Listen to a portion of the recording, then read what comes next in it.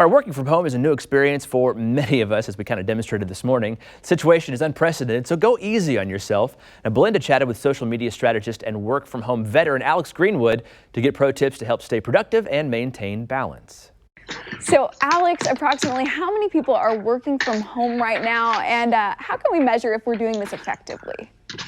Well, the U.S. Census said that about 5 to 6% of the population, before all this happened, of course, were working from home. Now, approximately how many? It's over 100 million people are basically at home. And out of that group, how many are actually working from home? Probably a good chunk, or at least a lot. I would think a lot. So you can kind of extrapolate from there. But the point being, yeah, there's a ton of that. And the thing that a lot of companies and individuals are grappling with is kind of like you said, how can we measure effectiveness? How can we make sure that it's good for both the employer and the employee? So there's a lot of things we can do to do that from home. If we are new to working from home, and that's something that we're doing here on Better Kansas City, what is your top tip? Make sure you set up a place that is dedicated to work. You just need to have a place where you can get your head in the game. I have my home office. I've had it for years. Yeah. This is where, when I'm coming here, I'm here to work. I'm not goofing off. I'm not watching TV. There's not a TV in here. This is all about work. I've got the things that inspire me. I've got like my Chief stuff, and of course I've got my jumbo hand sanitizer, right? Yeah. I've got that. But I have those things, the family pictures, the talismans, the things you would have on your desk at a normal office. And if you don't have a desk, at least set up a space where you can access your computer comfortably and you don't throw your neck out. What about setting up a schedule? Because I would think that this is something that's so key to staying on task.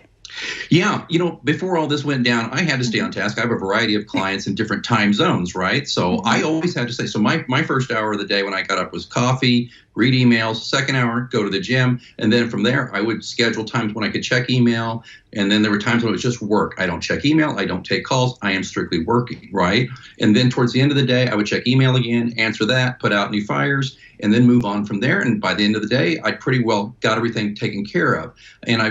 But it's really crucial that you take time for you during the day. And that means don't eat at your desk all day. Go down to the employee cafeteria, which is your kitchen, and get something to eat. And if the weather's nice, go sit outside for a little bit if you can, in your deck or something, or your patio. Okay, well, I'm all about the in-home cafeteria, but I've got a big question about attire and maybe even doing your hair and makeup for the ladies out there, because there's that old adage that says, if you look good, you feel good. Does that also translate into how effective we are? When I first started working from home, I'm not proud of this, but I just thought, oh, wow, I can wear my pajamas all day. And I literally did a few times. And you get to a point, then your hygiene goes, you're like, I don't need to shower yet. And then you find yourself at 4 o'clock going, wow, I need to shower. Or, wow, I need to brush my teeth. All these things, and I found that it started to get to a point, and I jokingly said I got to where I couldn't even speak in complete sentences because I don't think my head was in the right space.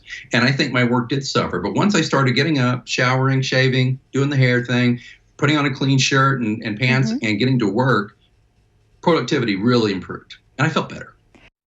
I think that routine is really important, like you talked about there. It's awkward to talk about it and really start it out, but as soon as you get into it, it's really going to help, I think, these days move along quicker. And again, the quicker we can all adhere to the stay-at-home rules, the quicker we can go back to normal, right?